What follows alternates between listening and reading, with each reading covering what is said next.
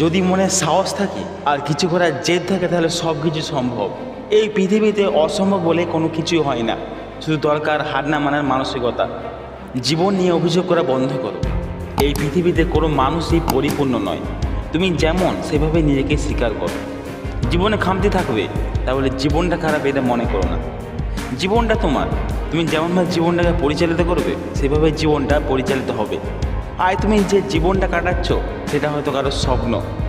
কে তোমাকে খারাপ কথা বললো, কে তোমাকে নিয়ে সমালোচনা করলো, সেদিকে কান্না দিয়ে নিজের কর্ম করে যাও।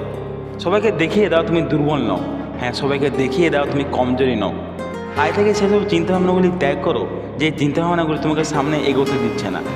আয় থেকে সেই অভ্যাসগুলিকে ত্যাগ করো যে অভ্যাসগুলি তোমার সফলতার পথে বাধা সৃষ্টি করে।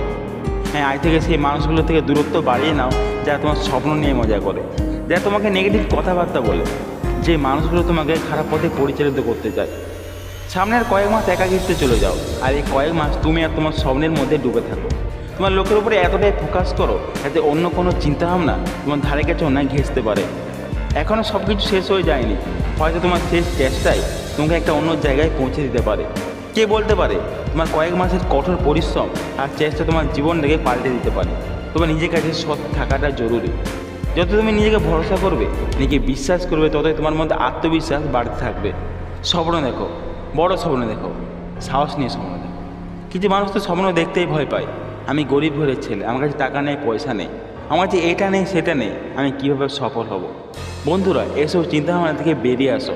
তোমার কাছে যেটা আছে সেটা দিয়ে শুরু করো। সামনে আসা চ্যালেঞ্জটাকে স্বীকার করো। সামনে আসা চ্যালেঞ্জটা তোমার বাধা নয়, বরং এটা তোমার একটা সম্ভাবনা বৃদ্ধির সুযোগ। জীবনটা তোমার, তাই লড়াইটাও তোমার। কারো সাহায্য ছাড়াই চেষ্টা করো, তুমি সফল হবে।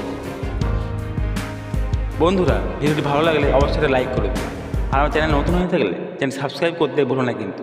ধন্যবাদ, দেখা হচ্ছে আবার পরে কোনো ভিডিওতে।